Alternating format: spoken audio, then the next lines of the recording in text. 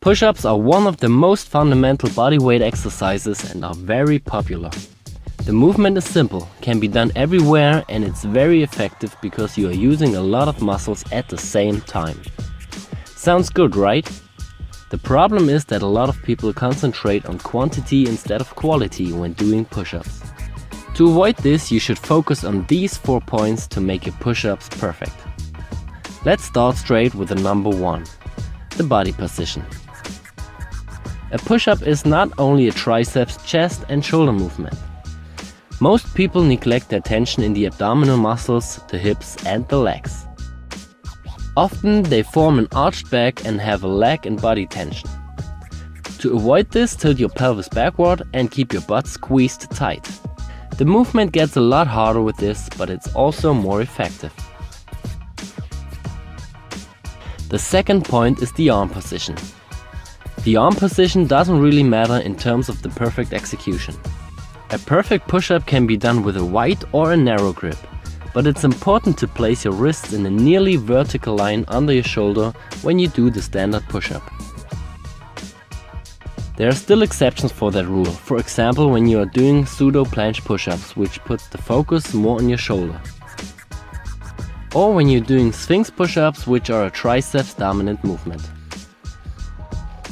If you are working with standard push-ups and choose a wider grip, it involves the chest more than a close grip, and a close grip sets the focus more on your triceps. The only thing you should avoid completely are out-flared elbows, because this puts a lot of stress on your shoulder, which can lead to injuries. The closer you place your arms to the body, the more your elbows point backwards. The wider you place your arms, the more your elbows going away from your body, but they still point more backwards than to the side. The third point is the range of motion. This is quite simple, just don't cheat. Go all the way up and all the way down and let your body straight. Don't decrease the range of motion by bringing your head forward or your hips down. The last point is the shoulder blade movement. This is a very neglected point. When you're going down, your shoulder blades come together, and when you're going up, they go apart. You should also focus on pushing them downward instead of upward. But don't forget, there's still difference between a passive and an active way of this shoulder blade movement.